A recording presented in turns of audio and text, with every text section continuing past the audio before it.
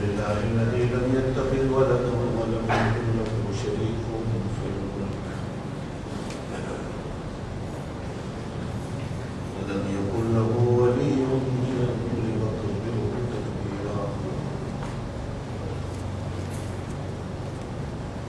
أشهد أن لا إله إلا الله وحده لا شريك له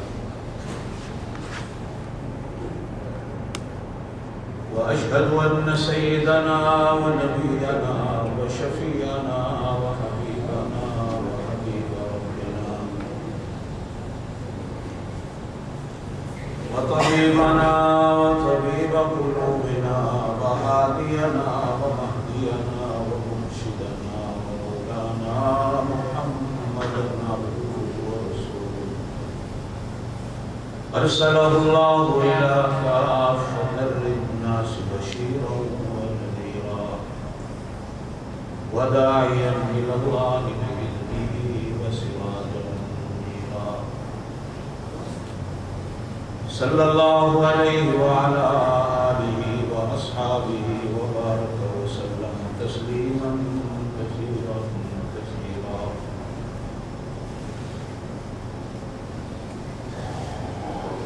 أما بعد أعوذ بالله من الشيطان الرجيم بسم الله الرحمن الرحيم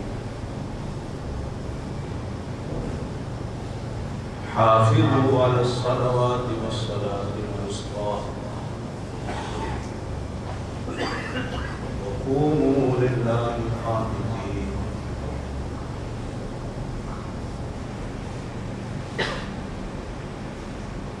قال النبي صلى الله عليه وسلم من كان له إمام فقراءة الإمام قراءة له أو كما قال النبي صلى الله عليه وسلم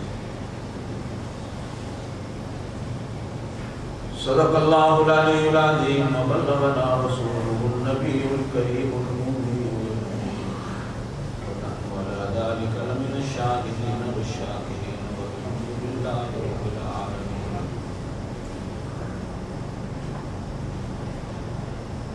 اللهم صل على محمد وعلى آل محمد كما صليت على إبراهيم وعلى آل إبراهيم إنك حميد مجيد. اللهم بارك على محمد وعلى آل محمد كما باركت على إبراهيم وعلى آل إبراهيم إنك حميد مجيد.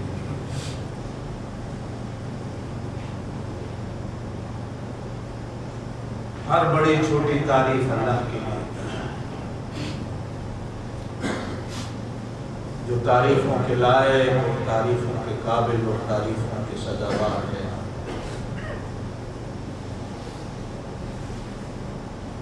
لا تعداد بے حساب درود و سلام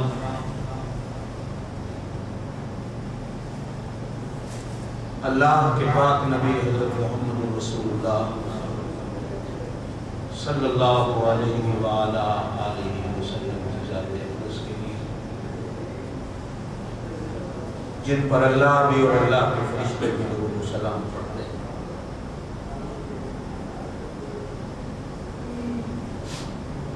انگنت دعائیں دل کی گہرائیوں سے ان علماء اولیاء کے لیے کہ جن کی محنتوں کے صدقے اللہ نے پورا دین ہمیں نصیب فرمایا اور پورے دین پر چلنا آسان کرنا.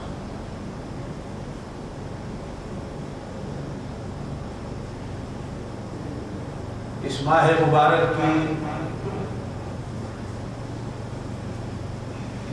وہ عظیم رات جس کو شب برات کہا جاتا ہے اپنی پوری رعنائیوں کے ساتھ گزری. اللہ کی بندگی اس رات کرنے والوں کی بندگی کو اللہ قبول فرمائے اور اللہ گناہگاروں کے گناہوں کو بخش دے. ایک بات کہہ کے میں آگے چلتا ہوں. کسی نے شب برات کے بارے میں پوچھا تھا جیسے ہم بھی سارے پوچھتے ہیں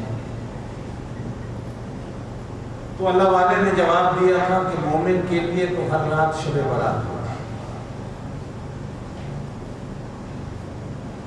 اگر وہ رات کی حقیقت سے واقف ہو جائے،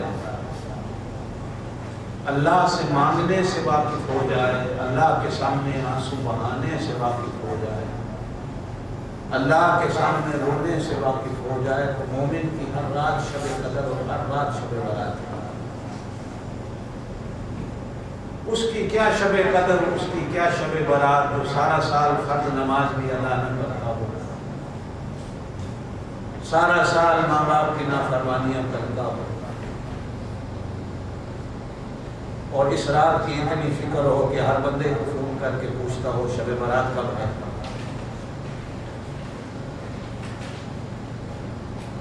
اسے وہی ڈھونڈتا ہے جو سارا سال فرض ادا نہیں کرتا، اور جو سارا سال فرائض کو ادا کرتا ہے اسے ڈھونڈنے کی ضرورت نہیں ہوتی، اس کی ہر رات شب برات اور شب قدر ہوتی۔ ہم سب کی یہی حالت ہے۔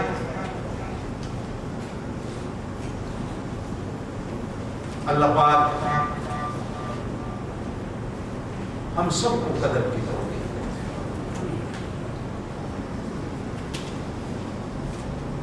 بات میری یاد ہوگی آپ حضرات کے سامنے، میں فاتحہ پہ بات کر رہا تھا کہ فاتحہ کیا ہے۔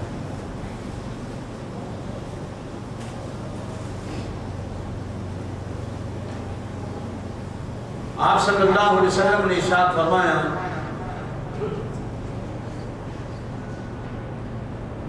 اللہ کے عرش میں کچھ خزانے مخفی تھے، اللہ کے عرش کے خزانوں میں کچھ خزانے ایسے پوشیدہ تھے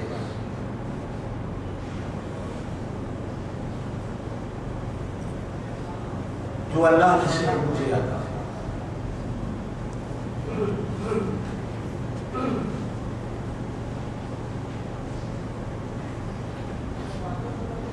ایک جگہ یوں ارشاد فرمایا کہ اللہ کے خزانوں میں سورہ فاتحہ ایک چھپا ہوا خزانہ تھا جو اللہ نے مجھے دی۔ سورہ بقرہ کی پہلی آیات اور سورہ بقرہ کی آخری آیات یہ اللہ کے خزانوں میں ایسا چھپا ہوا خزانہ تھا جو اللہ نے مجھے عطا فرمایا۔ اور ایک جگہ یوں ارشاد فرمایا کہ آیت الکرسی اللہ کے خزانوں میں ایک چھپا ہوا خزانہ تھا جو اللہ نے مجھے عطا فرمایا۔ اور ایک حدیث میں یوں بھی فرمایا کہ انا اعطیناک الکوثر چھوٹی سی صورت ہے لیکن یہ اللہ کے خزانوں میں ایک ایسا پوشیدہ خزانہ تھا جو اللہ نے مجھے دیا، اللہ نے کسی اور کو نہیں۔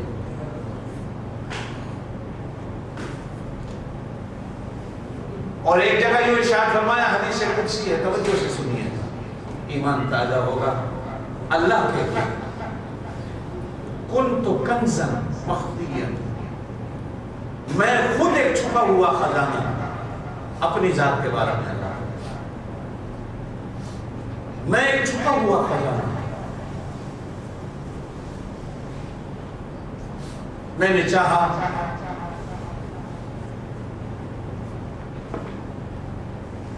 کہ میرے بندے مجھے ڈھونڈیں، مجھے تلاش کریں، مجھے ملیں، تو میں نے اپنے نور کے 70,000 پردوں کے بعد جتنے پردے تھے سارے ہٹا دیے اور میں اپنے بندوں کے سامنے کھل کے آ گیا۔ میں بھی ایک چھپا ہوا خزانہ ہوں۔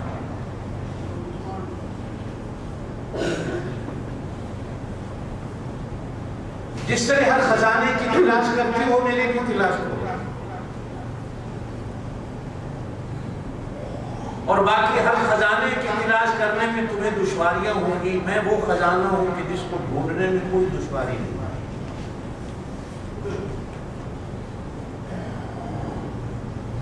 بس ایک طریقہ تمہیں بتا دیتا ہوں، جب ساری دنیا سو جائے تو رات کو مصلی بچھا کر مجھے ڈھونڈنے بیٹھ جانا، میں تمہیں مل جاؤں۔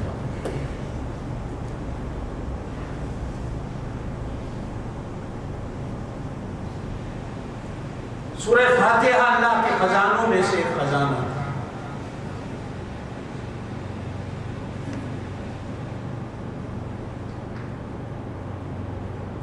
بلکہ میں اس سے بھی تھوڑا آگے چلوں، یہ الحمدللہ رب العالمین الرحمن الرحیم مالک یوم الدین ایاک نعبد و ایاک نستعین اہدنا الصراط المستقیم صراط الذین انعمت علیہم غیر المغضوب علیہم ولا الضالین۔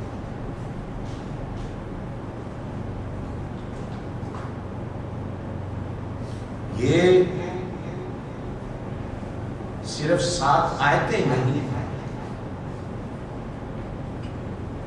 یہ 7 ایسے میٹھے بول ہیں، یہ 7 ایسے خزانے ہیں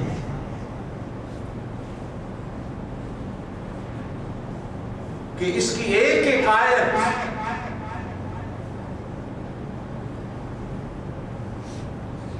وہ کان ہے خزانے، وہ دکان ہے خزانے، وہ کارخانہ ہے خزانے، وہ گوڈاؤن ہے خزانے،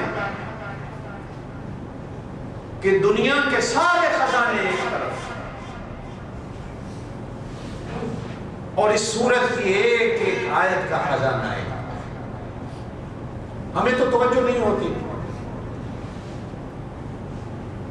آئے اور ایک ہی سانس میں پڑھ کے چلے گئے، طوطے کی طرح جو بچپن میں رٹا ہے رٹ کے پڑھ کے چلے گئے، غور و فکر کی توفیق ہی نہیں ہوتی کہ تھوڑا سا غور کر لیں کہ اللہ پاک جو فرماتے ہیں کہ یہ ایک خزانہ تھا، اللہ کے خزانوں میں ایسا پوشیدہ اور ایسا چھپا ہوا خزانہ تھا کہ جو اللہ پاک نے فقط اور فقط حضور پاک صلی اللہ علیہ وسلم کو بتا۔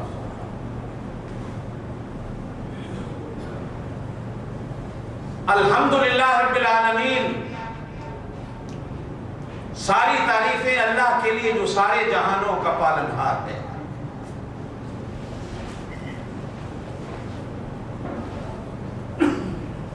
اس میں عقیدہ توحید خداوندی کا وہ خزانہ پنہا ہے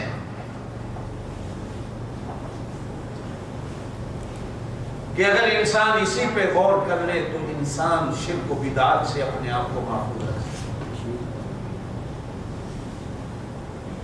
الرحمن الرحیم، رحمت الہی کا وہ ایک چھپا ہوا خزانہ ہے کہ جس سے انسان اللہ کی رحمتوں کو ڈھونڈ سکتا ہے، تلاش کر سکتا ہے۔ مالک یوم الدین، یہ روز آخرت ہے جو بندے کو پورے قیامت کے دن کا نقشہ سامنے رکھ دیتا ہے۔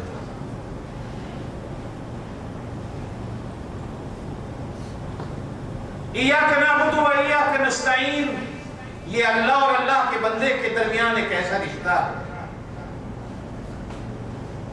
جو اللہ کو بندے کے ساتھ جوڑتا ہے اور بندے کو اللہ کے ساتھ جوڑتا ہے۔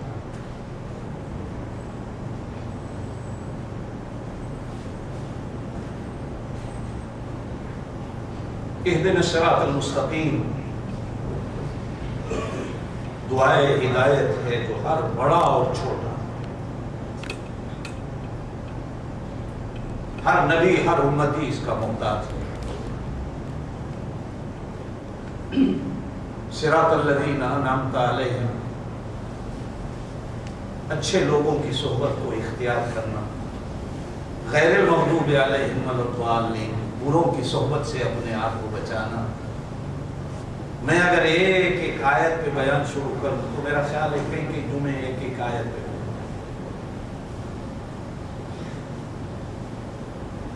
ایسے ایسے دریا ہیں، ایسے ایسے سمندر پنہا ہیں ان آیات میں۔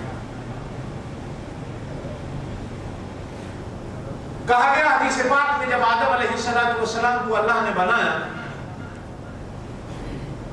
تو آدم علیہ السلام کو سب سے پہلے اس دنیا میں چھینک آئی۔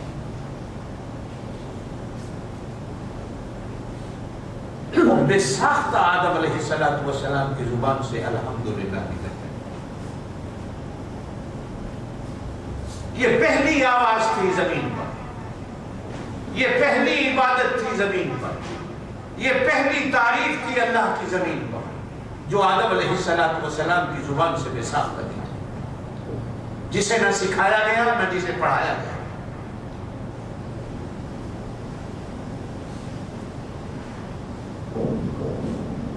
رب کائنات کو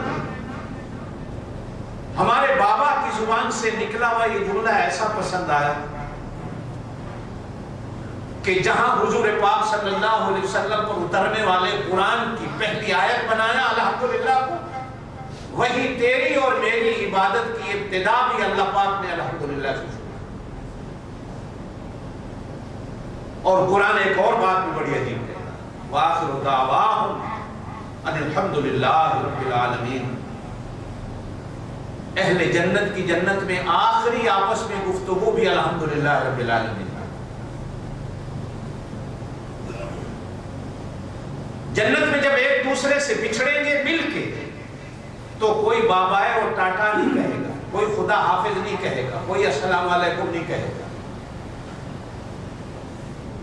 قرآن کہتا ہے وآخر دعواہم ان الحمدللہ رب العالمین۔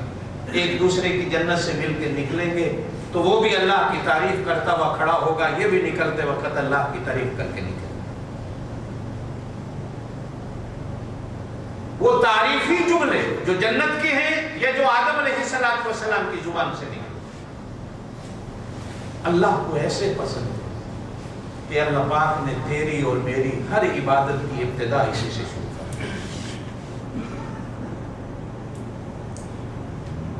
اور حضور پاک صلی اللہ علیہ وسلم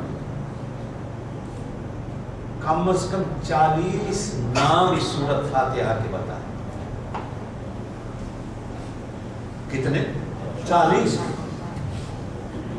علماء نے لکھے ہیں، مفسر۔ اور ایک ایک نام کے اندر وہ راز پنہا ہے۔ فرمایا اس کا نام سورہ فاتحہ، جو آپ اور میں سارے کہتے ہیں۔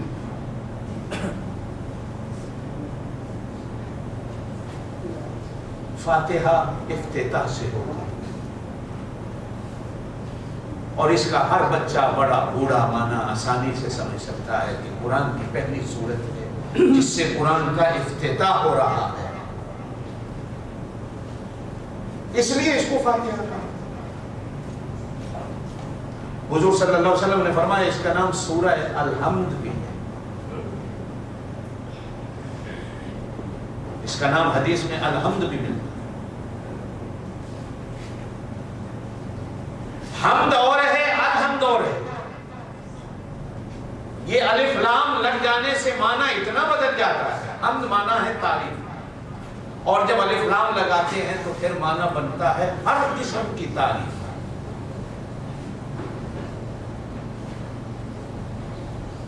ہر وہ تعریف جو ارادے سے ہو بغیر ارادے کے، چھوٹی ہو بڑی ہو۔ جب آپ کسی کی بھی تعریف کریں گے تو حقیقت میں وہ اللہ کی تعریف۔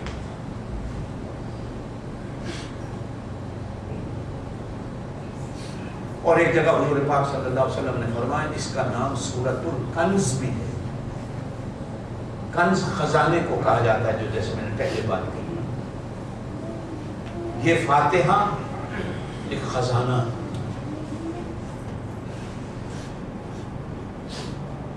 خزانے ڈھونڈے جاتے ہیں، کوئی قسمت والا ہوتا ہے کسی کو اچانک مل جاتا ہے، ورنہ ہر خزانہ ڈھونڈنے کے لیے حکومتوں کو اربوں خربوں خرچ کرنے پڑتے ہیں، پھر جا کر کولے کی کان بھی ملتی ہے، سونے کی کان بھی ملتی ہے، ہیرے کی کان بھی ملتی ہے،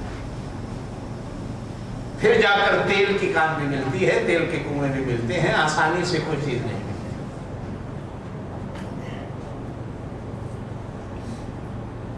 کنز کا عربی میں معنی ہوتا ہے خزانہ، یہ خزانہ ہے۔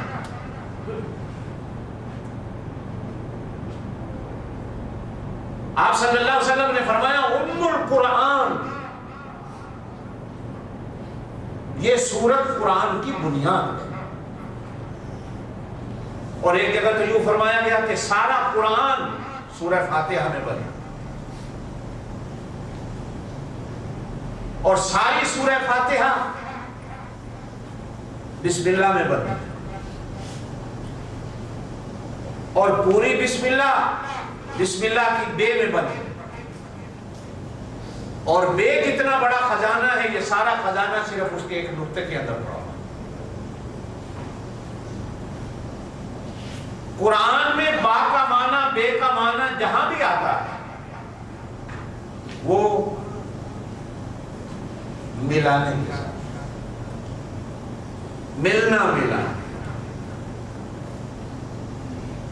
جس سے ایک حقیقت کھلتی ہے کہ یہ قرآن کا آنا، نبیوں کا آنا، فرشتوں کا نازل ہونا، یہ سارے کا سارا کارخانہ اللہ نے صرف اس لیے بنایا ہے کہ بندے اللہ سے جڑ جائیں، اللہ بندوں کے ساتھ۔ پورا دین جڑنے کا نام، اور بے اس کا معنی ہی جڑنا ہو۔ حالانکہ عربی میں الف پہلے ہے با بعد میں، چاہیے تو یہ تھا کہ الف سے شروع کیا جاتا قرآن، لیکن بے سے شروع۔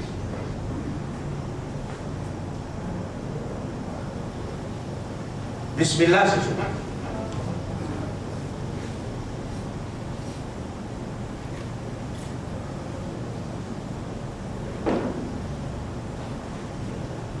آپ صلی اللہ علیہ وسلم نے فرمایا یہ قرآن کی جڑ ہے، قرآن کی بنیاد ہے۔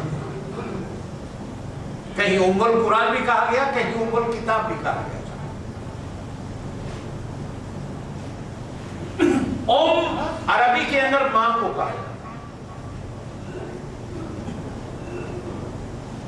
اصل کو کہا جاتا، جڑ اور بنیاد کو کہا جاتا۔ مکے کو ام القرى کہا جاتا، یہ بستیوں کی ماں ہے۔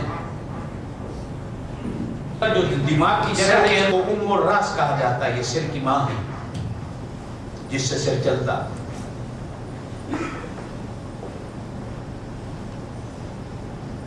یہ جڑ ہے، اور جڑ ہی سے ہر شے پھلتی اور کہا جاتا ہے کہ شاخوں کو اگر کاٹ بھی دو، ٹہنیوں کو کاٹ بھی دو، جڑ اگر تر و تازہ رہے تو ایک نہ ایک دن پھر درخت نکل آئے، اور اگر جڑ ہی کو ختم کر دیا جائے تو وہ درخت اپنے وجود کو کھو دے۔ ہمارے دین کی بنیاد، ایمان کی بنیاد، شریعت کی بنیاد ساری کی ساری سورہ فاتحہ کے اندر۔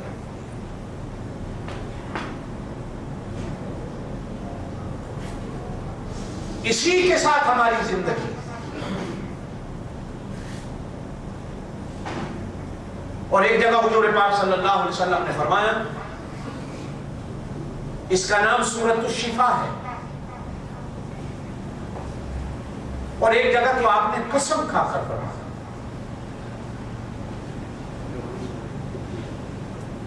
کہ کوئی بیماری ایسی دنیا میں ہے ہی نہیں جس کا علاج اللہ نے سورہ فاتحہ میں دیا۔ ہر بیماری کا علاج۔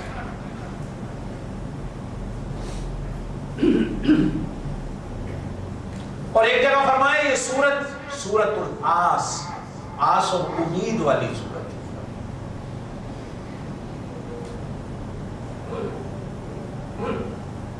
کہ اللہ کے ساتھ بندے کی آس اور امید کو یہ جوڑتی اور پکا کرتی۔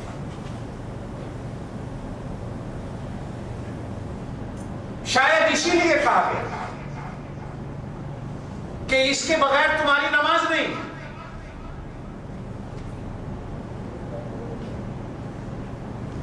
اس لیے کہ اگر نماز کو بنانا ہے تو اسے پڑھنا اور اسے یاد رکھنا ہے۔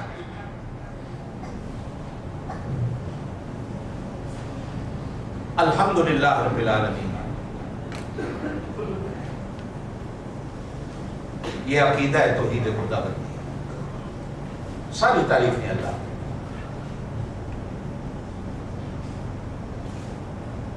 جو سارے جہاں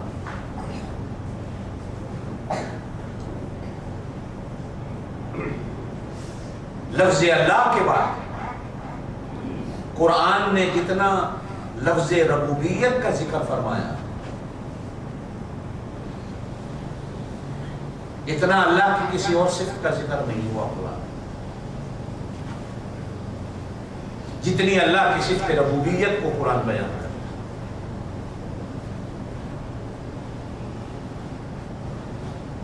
ایک بندہ اللہ کی ذات پر ایمان اور یقین رکھتا بھی ہو اور رب اپنی دکان کو مانتا ہو, دفتر کو مانتا ہو, اپنے کاروبار کو مانتا ہو, ملازمت کو مانتا ہو, تو معلوم ہوتا ہے کہ اللہ کی ذات پر اس کا ایمان و یقین نہیں. رب اللہ ہی.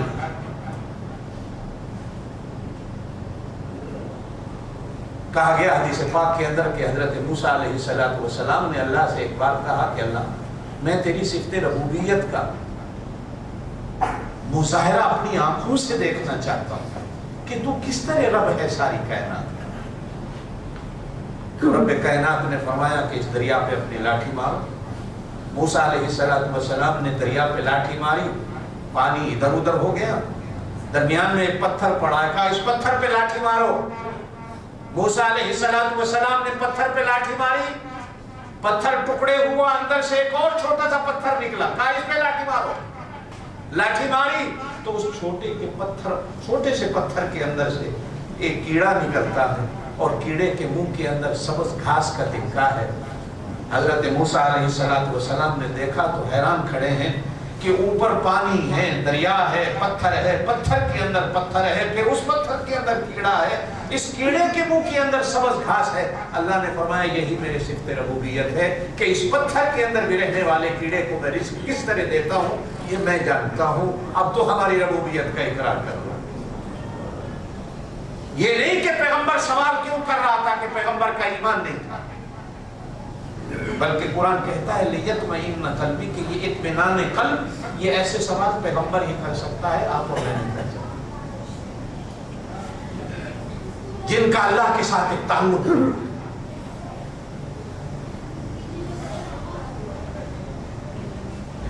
ایک جگہ حدیث میں آتا ہے کہ حضرت موسیٰ علیہ السلام, بات تو اگلی آیت کی ہے رحمان الرحیم کی, لیکن چونکہ بات موسیٰ علیہ السلام کی چل پڑی تو میں بتا دیتا ہوں کہ موسیٰ علیہ السلام اپنی قوم کے لیے بد دعا کر رہے تھے. یا حضرت نوح علیہ السلام نے بد دعائیں دی یا حضرت موسیٰ علیہ السلام. حضرت نوح علیہ السلام جب دل دکھا 950 سال کے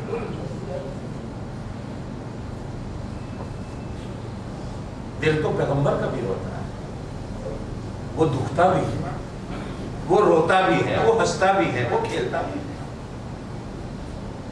وہ پیار اور محبت کی باتیں بھی کرتا ہے. قوم گھٹنوں تک زمین میں غرق ہو گئی, کمر تک غرق ہو گئی, گردن تک غرق ہو گئی. موسیٰ علیہ السلام کھڑے ہیں, بد دعا میں لگے اور قوم رو رہی ہے. حضرت موسیٰ علیہ السلام کسی کی نہیں سنی.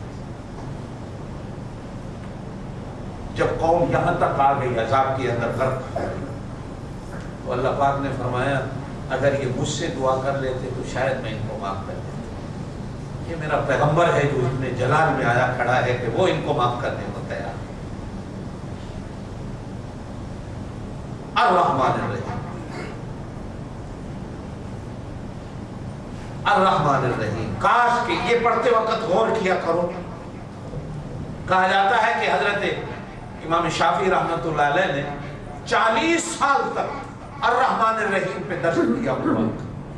کتنا؟ 40 سال الرحمن الرحیم پہ درس دیتے ہیں کہ اللہ کی رحمت بہت بڑی. 40 سال کے بعد خیال آیا کہ اب اللہ کے جلال, اللہ کے غیظ و غضب کا بھی درس ہونا چاہیے. تو 1 سال اللہ کے جلال اور اللہ کے قہر و غضب پر درس دیا. جنازے اٹھنے شروع ہو گئے, لوگ مرنے شروع ہو گئے. تو ایک دن اللہ کی زیارت ہوئی امام شافعی کو خواب کے اندر. تو اللہ نے کہا شافعی کیا میری رحمت ختم ہو گئی ہے کہ تم نے میری رحمت کا درس ہی چھوڑ دیا؟ یہ صرف 40 سال تک میری رحمت کو رکھا، کروڑوں سال ہو گئے انسان کو بنائے ہوئے، اور انسان میری نافرمانیاں کرنے پہ لگا ہوا، ہم نے پھر بھی آج تک اپنی رحمت کا دروازہ بند نہیں، آج بھی اور قیامت تک کبھی ہماری رحمت کا دروازہ بند نہیں۔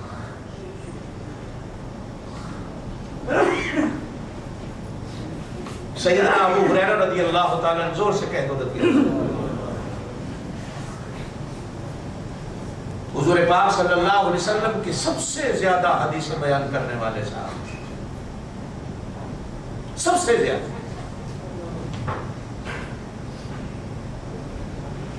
یہ نام ایسا مشہور ہوا کہ اصل نام سے بھی امت واقف نہیں۔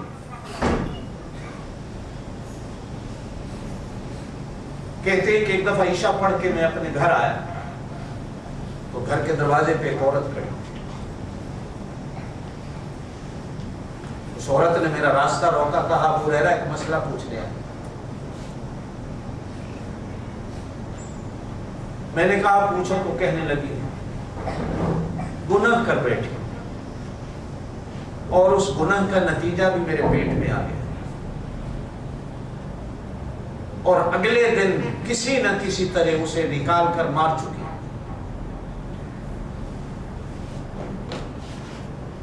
کیا میرا گناہ معاف ہو گیا؟ فرمایا میرے منہ سے نکلا کبھی معاف نہیں۔ وہ روتی بھی چلی گئی، میں اپنے گھر آ گیا، نماز فجر حضور پاک صلی اللہ علیہ وسلم کے پیچھے پڑھی، تو نماز کے بعد دربار رسالت میں نے عرض کیا اللہ کے رسول رات یہ کچھ ہوا، تو آپ نے فرمایا ابو ہریرہ تم نے تو مسئلہ بڑا غلط بتا، یہ تجھے کسی نے کہا کہ کبھی معافی نہیں؟ جاؤ اسے ڈھونڈو اور اسے اللہ کا قرآن سناؤ،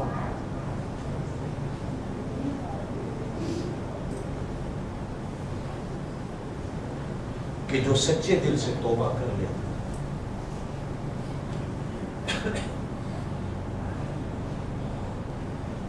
اللہ پاک اس کے سارے گناہوں کو معاف۔ یہ تو اتنا بڑا گناہ نہیں، شرک جیسا بڑا گناہ بھی اگر کوئی توبہ سچے دل سے کرتا ہے تو اللہ اسے بھی معاف کرتا ہے۔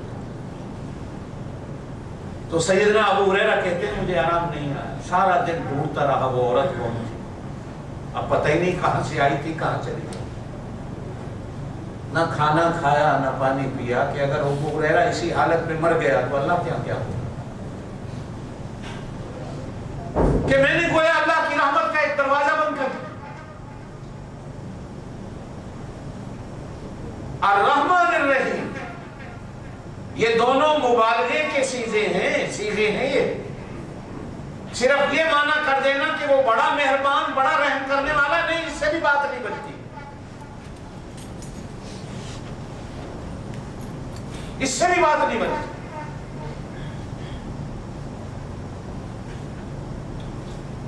علماء نے لکھا ہے کہ رحمان جب اس کے ساتھ الف لام لگ جائے،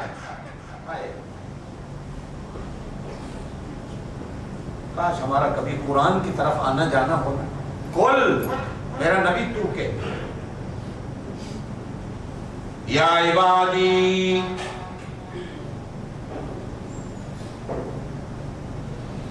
اگر اللہ یوں بھی کہہ دیتا، کہہ دے اے بندو، بات پھر بھی بن جاتی، کہا نہیں یا عبادی، اے میرے، یہ جو نسبت ہے نا میرے ہونے، الذین اسرفوا علی انفسہم لا تقنطوا من رحمت اللہ، یوں نہیں فرمایا کہ میری رحمت سے نا امید نہ ہونا، کہا اللہ کی رحمت سے نا امید نہ ہونا۔ ان اللہ یغفر الذنوب جميعا، صرف یوں نہیں کہا کہ وہ گناہوں کو معاف کرنے والا، کہا ہر قسم کے سارے گناہوں کو معاف کرنے والا، جمیعا ہر قسم کا گناہ، اور جمیعا جتنے بھی جمع کر کے لے آؤ سارے گناہ،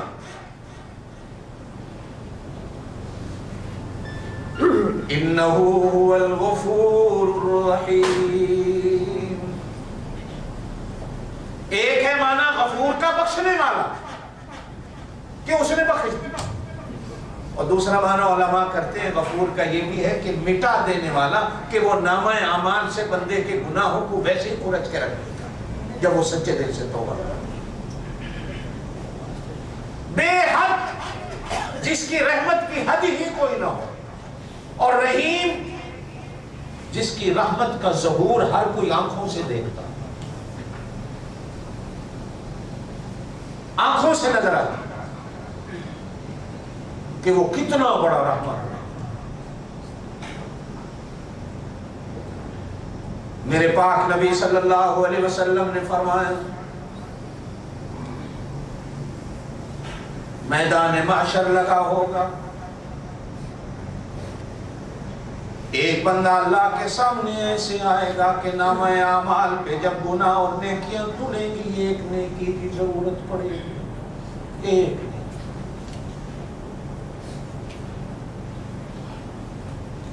وہ خود کہے گا اللہ ابھی رک جاؤ، مجھے مہلت دو، میں مانگنے جاتا، شاید مجھے ماں باپ دے دے، شاید مجھے بچے دے دے، بیوی دے دے، دوست دے دے، ایک نیکی۔ اور ہو سکتا ہے وہ M P A M N A district councillor جس کو میں ووٹ دیتا آیا، وہ مجھے ایک نیکی دے دے، جس کے جھنڈے بلند کیے، جس کے نعرے لگائے، جن کے لیے میں نے جلوس نکالے، جن کے لیے میں نے جیلیں کاٹی۔ جاؤ میاں لے کے آؤ۔ حدیث میں آیا شام ہو گئی، میدان محشر کی ایک ایک سے مانگتا ہے۔ قرآن کہتا ہے یوم یفر المرء من اخیہ، بھائی بھی جواب دے دے گا، وَأُمِّهِ ماں بھی جواب دے دے گی، وَأَبِي ابا بھی جواب دے دے گا، وَصَاحِبَتِهِ دوست بھی جواب دے دے گا، سارے جواب دے دیں گے۔ منہ لٹکائے ہوئے شام کو واپس آ رہا ہوگا، راستے میں ایک بندہ مل جائے گا، پوچھا میاں منہ کیوں لٹکایا ہوا ہے؟ کہے گا ایک نیکی کی ضرورت تھی کسی نے نہیں دی، اب نہ جانے میرا کیا حشر ہوگا۔ وہ بندہ ملنے والا، اس کے خزانہ نامہ اعمال میں صرف ایک نیکی ہے، باقی گناہوں سے بھرا ہوا ہے۔ وہ کہے گا میرے پاس ایک ہی ہے، باقی تو پھر چل وہ تو لے، چل سودا کر لے۔ اس نے اسے دے دی، ادھر سے اللہ فرشتوں سے فرمائے گا میرے دونوں بندوں کو جنت میں داخل کر دو۔ فرشتے حیران ہو کے کہیں گے اللہ میاں یہ کیسے؟ فرمایا الرحمن الرحیم۔ او نماز میں پڑھنے والوں، حضور پاک صلی اللہ علیہ وسلم نے فرمایا اللہ میدان محشر میں میزان پہ بیٹھا ہوگا، دو آدمیوں کے بارے میں اللہ فرمائے کہ پکڑو اور ان کو جہنم میں داخل کر دو۔ ایک آدمی سن کے دوڑتا ہوا جائے گا، جہنم میں چھلانگ لگا دے گا۔ دوسرا آدمی جا رہا ہوگا رکے گا، جا رہا ہوگا رکے گا، اللہ کی طرف دیکھے گا۔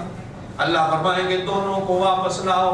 پہلے سے پوچھا جائے گا میاں آج اتنی جلدی، ہم ابھی حکم دے رہے تھے جا کے تو نے جہنم میں چھلانگ لگا دی۔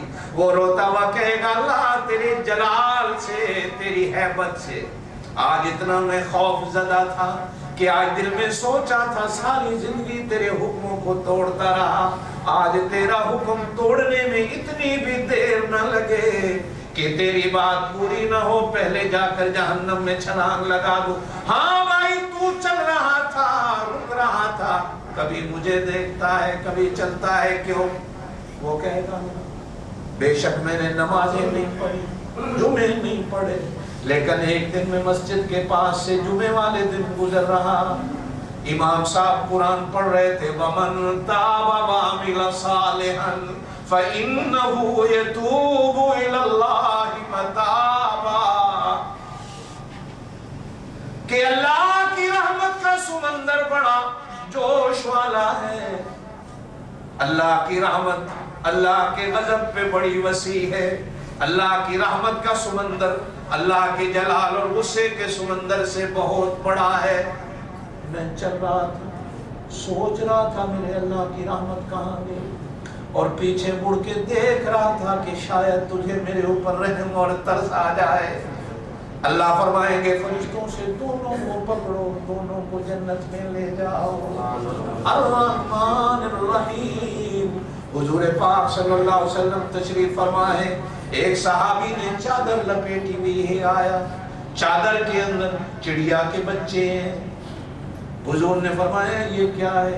کہنے لگا اللہ کے رسول جنگل میں گیا ہوں، دیکھا ایک جگہ چڑیا کے بچے پڑے ہیں، میں نے اس کے بچوں کو اٹھایا اور تھوڑی دیر کے بعد دیکھا کہ ان کی ماں آئی اور وہ میرے سروں پہ منڈلا رہی ہے، گویا کہ مجھ سے اپنے بچے مانگ رہی ہے، لیکن میں نے بچے نہیں دیے. اس نے بڑا زور لگایا اور چادر میں لپیٹ کے یہ آپ کے پاس آیا بیٹھا ہوں. میرے پاک نبی صلی اللہ علیہ وسلم نے فرمایا ہانگ کانگ والوں، اللہ نے ساری دنیا کے انسانوں کو، جانوروں کو، موذی جانوروں کو، پرندوں کو اپنی رحمت میں سے ایک حصہ رحمت کا دیا ہے. 99 رحمت کے حصے اللہ نے اپنے پاس رکھے. وہ ایک رحمت کے حصے سے مجبور ہو کر اپنے بچے تجھ سے مانگنے آئی. اور ذرا سوچ کے جس کے پاس 99 حصے رحمت کے ہیں، جب وہ قیامت والے دن بانٹنے پہ آئے گا تو بندوں کو کتنی رحمتوں کا حصہ ملے گا. جا اس کے بچے اس کے حوالے کر. صحابی کہتے ہیں میں اٹھا جا کے جنگل میں چھوڑ آیا، دیکھا کہ وہ چڑیا آئی، کبھی میرے اس کندھے پہ بیٹھتی ہے، کبھی اس کندھے پہ بیٹھتی ہے، شکریہ ادا کرتی ہے. حضور نے فرمایا اگر چڑیا کے دل میں اللہ نے بچوں کی اتنی رحمت ڈالی ہے تو اللہ کے دل میں اپنے بندوں کی رحمت کتنی. مالک یوم الدین، پھر چلا جا قیامت کے دن پہ یہی باتیں پوچھیں. پھر ایاک نعبد و ایاک نستعین، اللہ ہم تیری ہی بندگی کرتے ہیں اور تجھ ہی سے مدد مانگتے. یہ جہاں عقیدہ خداوندی کی وضاحت کرتا وہیں بندے اور اللہ کے درمیان میں راز و نیاز کی گفتگو. اللہ اقرار، بندہ اقرار کرتا ہے اس کی بندگی کا. بندہ اقرار کرتا ہے کہ میں مدد اسی سے مانگوں. جب وہ اقرار کرتا ہے تو بندے کو اللہ عبادت کی توفیق بھی دیتا ہے. جب مانگتا ہے تو اللہ پاک پھر اس کی جھولی کو کبھی خالی نہیں کرتا. میرے دوستو، جب اللہ سے مانگنا بندہ چھوڑ دیتا ہے تو پھر اللہ پاک اس کو در در کا منگتا کر دیتا ہے. وہ در در کا سوالی بنا ہے. مشرک در در پہ جا کر اپنے سر کو جھکا کر اپنی ویلی اور وقت کو اس لیے ختم کرتا ہے کہ اللہ پھر اسے اپنے در پہ جھکنے کی اور مانگنے کی توفیق نہیں دیتا. پھر اللہ پاک اسے غیروں کا محتاج ہے. اہدنا الصراط المستقیم. ہدایت کی دعا، ہم سارے ہدایت کے محتاج ہیں فروغ شک، اور ہدایت کی دعا میرے اللہ سے مانگا. وہی ہادی ہے، وہی مہدی ہے، اور یہی صفات اس نے اپنے انبیاء کو بھی دی. اور وہ علماء، وہ لوگ جو تمہارے سامنے ہدایت کی باتیں کرتے ہیں، اللہ نے ان کو بھی اپنی اسی رحمت کا حصہ دار بنایا. اور ہر مومن ہادی اور مہدی. صرف یہ نہیں کہ امام مہدی ہیں، آپ بھی ہر میں سے ایک مہدی ہیں. ہدایت کو ڈھونڈو، ہدایت کو تلاش کرو، اللہ سے ہدایت کو مانگو، اور دوسرے کے لیے ہدایت کے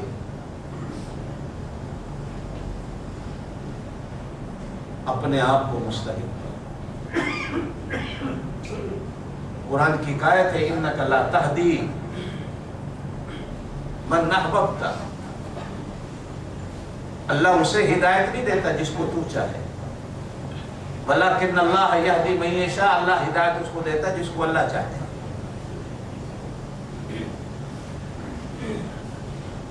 کہتے ہیں جب قرآن کی آیت اتری تو حضرت بلال مسجد نبوی میں جس طرح کو پرندہ اڑتا ہے ہاتھ اس طرح کر کے بھاگ دوڑ رہے جیسے اڑ رہے. کسی نے کہا بلال یہ مسجد ہے, مسجد میں بھاگ رہے ہو اور اڑنے کی کوشش کر رہے ہو, کیا تمہارے پر لگے ہوئے ہیں؟ کہا میاں آج تو خوشی منانے کا دن ہے کہ یہ قرآن کی آیت اتری کہ اللہ نے ہدایت اپنے پاس رکھی ہے. اگر اس کے پاس ہدایت کا خزانہ نہ ہوتا تو میرے جیسے کالے کو ہدایت کا سبب تک کون دے؟ ہر کوئی اپنوں کو بانٹتا.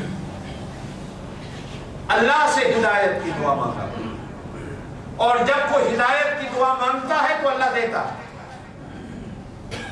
حدیث پاک میں فرمایا گیا جب کوئی بندہ نماز پڑھ کر اللہ کے حضور ہاتھ اٹھا کر دعا مانگتا ہے کہ اللہ تو نے توفیق دی میں نے پڑھ دی, تو اللہ کہتے ہیں میرا بیٹا, میرا بندہ نہیں, تو خود کوشش کر کے آیا, محنت کر کے آیا.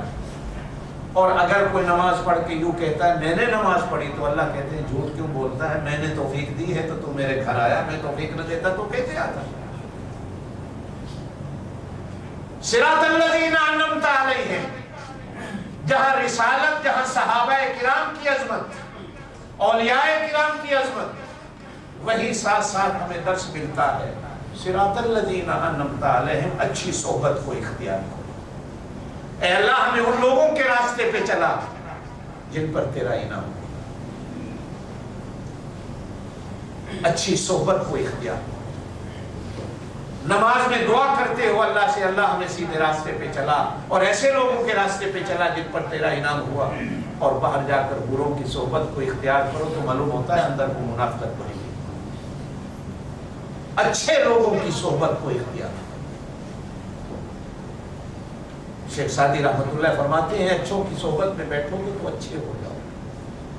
صحبت صالح تورا صالح کنند, صحبت طالح تورا طالح کنند. بروں کی صحبت میں بیٹھو گے تو برے. یار دوست بنانے سے پہلے اس کو ترازو میں تول لیا, اس کی صحبت اختیار کرنے میں مجھے کیا ملے گا.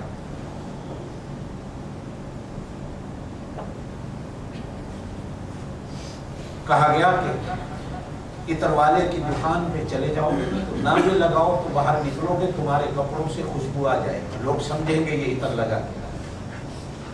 اور اگر کوئلے والی دکان پہ چلے جاؤ تو لاکھ اپنے کپڑے کو بچاتے رہو, پھر بھی باہر نکلو گے تو کہیں نہ کہیں کالک ضرور لگ جائے گا.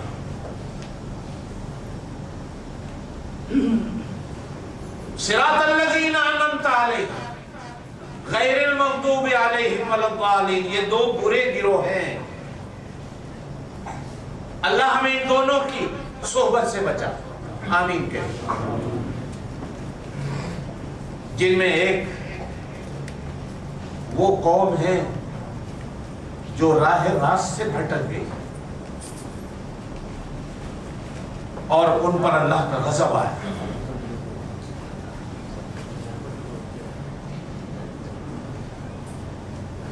جنہیں یہودی کہا جائے.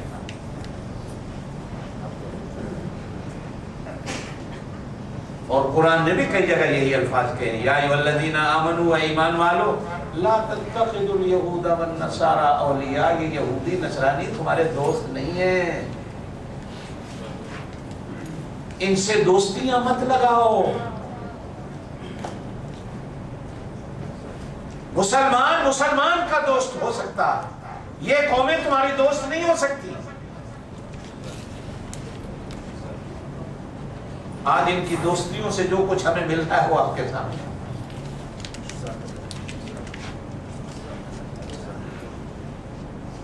ایسے لوگوں کی دوستیوں کو اختیار کرو جن پر اللہ کا انعام آیا.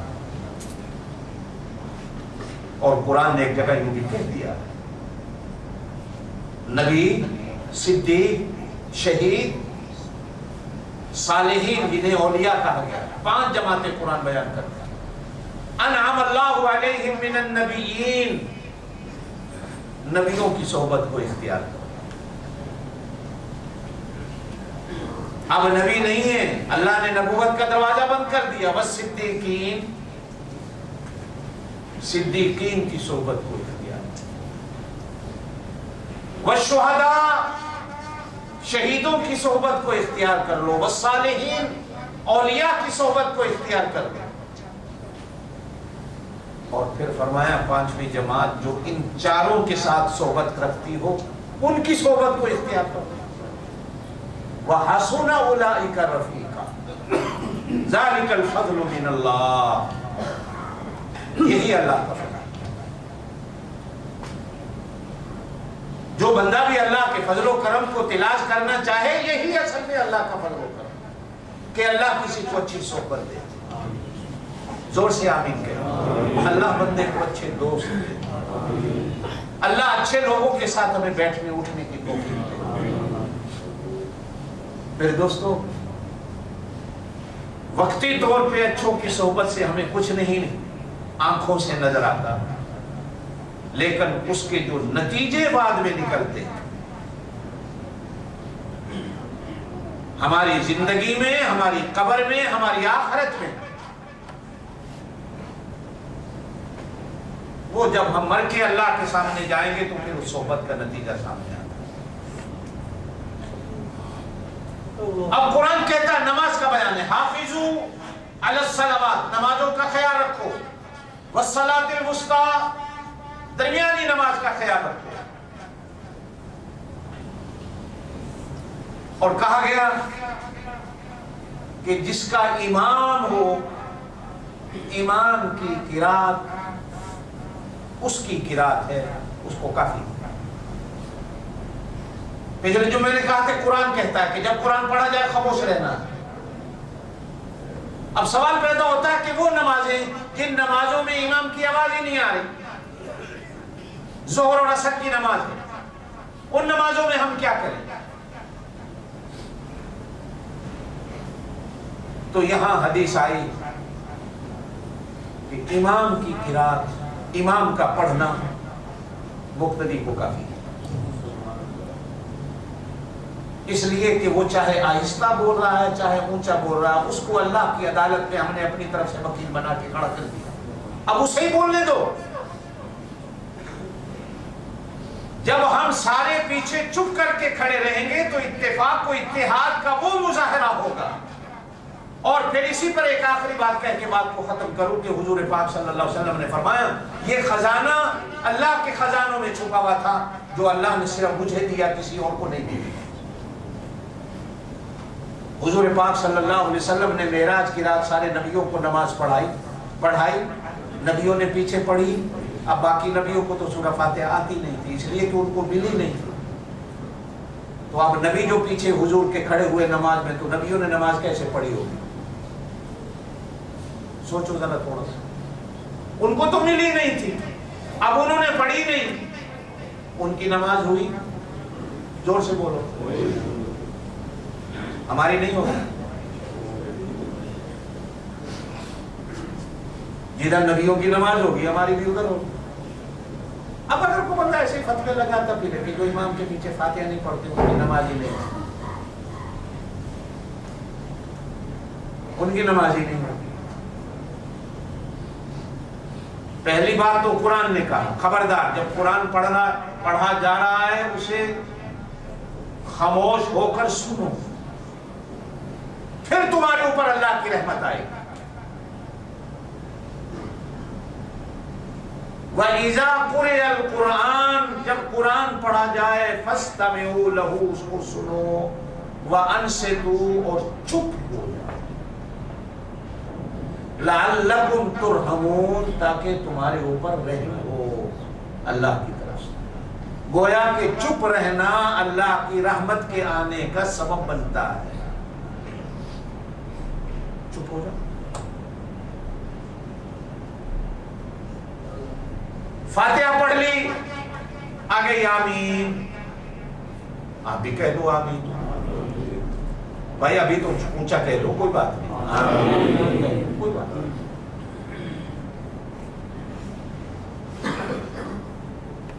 آمین دعا ہے. کیا ہے؟ کیا معنی ہوتا ہے اس کا؟ اے اللہ قبول کر لے. آمین قبول کر لے یہ دعا ہے. اب قرآن کہتا ہے حدیث سے پہلے قرآن ہوتا ہے ادعوا ربکم تضرعا وخفیۃ ودون الجہر. یہ عجیب الفاظ ہے. صرف خفیہ کہہ کے قرآن چپ نہیں ہوا، آگے کہا ودون الجہر، آواز ہی نہیں نکالنی. واذکر ربک فی نفسک تضرعا وخیفۃ من الجہر، وہاں بھی یہی لفظ آیا قرآن. آہستہ اور ذرا بھی آواز نہیں نکالنی، اس لیے کہ یہ دعا. ہمارا کوئی جھگڑا نہیں، اگر کوئی اونچی آمین کہتا ہے تو کہتا پھرے. ہم آہستہ کہتے ہیں تو ہمارا بھی اب مطالبہ یہ ہے کہ بھائی ہم آہستہ کہتے ہیں تو آپ بھی ہمیں کچھ نہ کہو. اس لیے کہ اللہ ہمیں قرآن میں کہتا ہے جب دعا مانگنی ہے، دعا کرنی ہے تو آہستہ کریں. آمین ایک دعا. یہ جو اختلاف ہوتا ہے کہیں نہ کہیں احادیث میں، یہ